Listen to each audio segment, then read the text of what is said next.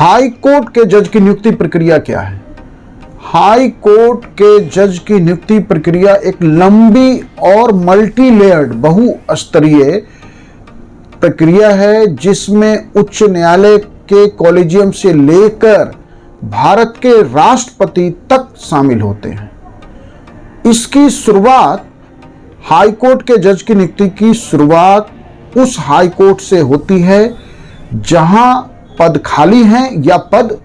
भरे जाने हैं। जिस हाई कोर्ट में जज के पद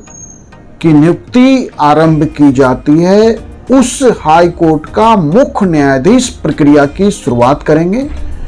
और दो other senior most high court के जज, एक खुद मुख्य न्यायाधीश हो गए, हाई कोर्ट के दो अन्य सबसे वरिष्ठ जो न्यायाधीश होंगे, इन तीन जजों की एक कॉलेजियम उम्मीदवार के नामों पर विचार करेगी। इस दौरान कॉलेजियम उसकी योग्यता, ईमानदारी, यदि वो राज्य न्यायिक सेवा का व्यक्ति है, क्योंकि डिस्ट्रिक्ट जज भी हाई कोर्ट में प्रमोट होके जाते हैं, तो यदि जुडिशियल सिस्टम का व्यक्ति है तो उसका ट्रैक रिकॉर्ड, उसका कैरियर रिकॉर्ड, जिसको एसीआर कहते हैं, ये सारी बातों पर हाई कोर्ट का कॉलेजियम विचार करेगा और विचार करने के बाद नाम की सिफारिश राज्य के मुख्यमंत्री को एक कॉपी भेजेगा उसकी राय के लिए, और एक कॉपी सेपरेटली गवर्नर को भी भेजी जाएगी। राज्य का मुख्यमंत्री, क्योंकि राज्य की व्यवस्था का वो प्रमुख है, इसलिए उसके पास व्यक्ति के बारे में जानकारी के लिए अधिक संसाधन है, या कहिए कि सारे राज्य के सरकारी मशीनरी मुख्यमंत्री के नियंत्रण में या निर्देशन में काम करती है। इसलिए मुख्यमंत्री के पास बेहतर तरीका है, सोर्स है, जिससे वह उस व्यक्ति के बारे में जानकारी इकट्ठा कर सकता है। तो मुख्यमंत्री अपनी जानकारी राज्यपाल को उपलब्ध कराता है और अपनी राय। उसके बाद राज्यपाल नियुक्ति के नाम को अपनी सिफारिशों के साथ कानून मंत्रालय, सेंट्रल लॉ मिनिस्ट्री को भेज देती है। सेंट्रल लॉ मिनिस्ट्री आईबी की रिपोर्ट से लेके राज्य से आए सारे रिपोर्टों की समीक्षा करती है, विचार करती है, और फिर वो आगे फाइल भारत के मुख्य न्यायाधीश को भेज देती है। अब भारत का मुख्य न्यायाधीश, सुप्रीम कोर्ट में भी दो मुख्य न्यायाधीश के बाद जो सीनियर मोस्ट जज हैं, मतलब उनके साथ मिलकर सारे रिपोर्ट्स पर विचार करता है, समीक्षा करता है, और सुप्रीम कोर्ट अपने इस समीक्षा के दौरान सुप्रीम कोर्ट के उन न्यायाधीशों से भी सलाह लेता है या राय ले सकता है या लेते हैं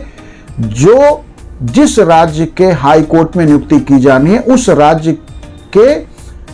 हाई कोर्ट के बारे में, उस राज्य के न्यायिक तंत्र के बारे में या उस राज्य के बारे में बेहतर जानकारी रखते हैं, उनको भी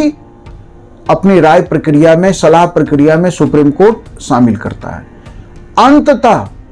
सुप्रीम कोर्ट समीक्षा के बाद सुप्रीम कोर्ट कॉलेजियम नामों पे मुहर लगा के नियुक्ति के लिए अब वो नाम केंद्र सरकार को भेज देती है। केंद्र की सरकार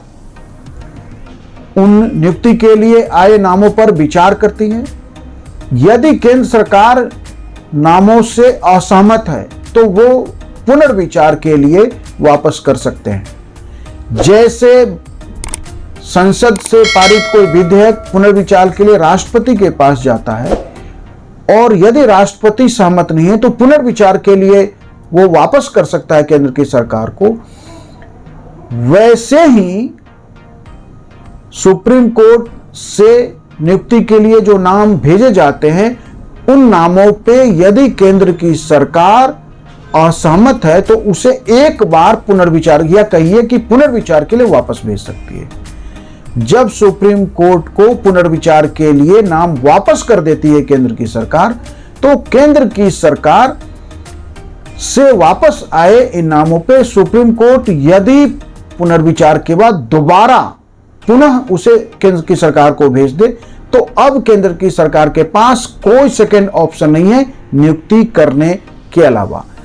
अब सुप्रीम कोर्ट के कॉलेजियम से आए नामों को आगे नियुक्ति के लिए केंद्रीय कैबिनेट पास करती है या केंद्रीय कैबिनेट की सलाह पर राष्ट्रपति नियुक्ति का एक वारंट होता है, उस पे हस्ताक्षर करके नियुक्ति कर देते हैं और अंत में का जो है न्याय विभाग नियुक्ति की अधिसूचना जारी कर देता है। तो इस तरह से हमने देखा कि हाई कोर्ट के जज की नियुक्ति प्रक्रिया एक लंबी और बहुस्तरीय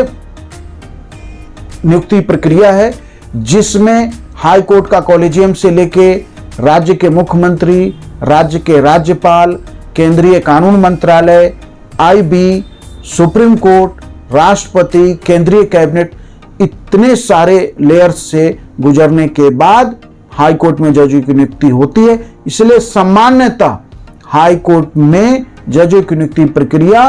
हाई कोर्ट के लेवल से जब नाम पे पुनर्विचार शुरू होता है वहां से लेके नियुक्ति तक सामान्यतः 1 वर्ष के आसपास या कई बार उससे अधिक समय लग जाता है। हाई कोर्ट के जजों की नियुक्ति में न्यायपालिका ने जिस तरह से सरकारों के हाथ बांध रखे हैं कि मतलब भारत का राष्ट्रपति सुप्रीम कोर्ट के कॉलेजियम से नियुक्ति के लिए जो नाम आएंगे उन पे अधिकतम वो पुनर्विचार के लिए एक बार कह सकता है। यदि पुनर्विचार के लिए कहे जाने के बाद भी सुप्रीम कोर्ट वो नाम फिर से वापस भेजती है तो राष्ट्रपति के पास नियुक्ति करने के अलावा कोई अन्य विकल्प नहीं है। राष्ट्रपति तो औपचारिकता में केवल नियुक्ति के वारंट पर हस्ताक्षर करता है। आप यह समझिए कि केंद्र की सरकार के पास ऐसी स्थिति में कोई दूसरा विकल्प नहीं है, केंद्रीय कैबिनेट को उसकी मंजूरी देनी ही होती है। कई बार इसमें समय लगता है कि नाम को जब भेजती है तो केंद्र की सरकार उस पे कोई एक्शन नहीं करती है और लंबे समय तक उस पे चुपचाप बैठी रहती है। कई बार सुप्रीम कोर्ट से रिमाइंडर भी गया है पहले, और उसके बाद रिमाइंडर के बाद पुनर्विचार के लिए वापस आ गया, फिर पुनर्विचार के बाद सुप्रीम कोर्ट ने वापस कर दिए नाम, फिर केंद्र की सरकार महीनों फाइल को रोक के रखती है। तो इस तरह से लटका तो सकती है केंद्र की सरकार हाई कोर्ट के जजों की नियुक्ति की प्रक्रिया को, लेकिन हाई कोर्ट में जज नियुक्त किन्हें किया जाएगा, किस व्यक्ति को किया जाएगा, यह अंततः हाई कोर्ट की कॉलेजियम से लेकर सुप्रीम कोर्ट की कॉलेजियम, इन दोनों से ही चीजें अंतिम रूप से तय होती है। हाई कोर्ट की कॉलेजियम इनिशिएट करती है, नाम वहीं से चलेंगे, नाम वही आगे भेजेगी,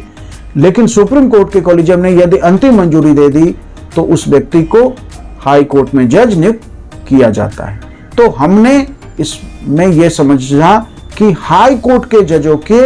नियुक्ति प्रक्रिया क्या है। Thank you.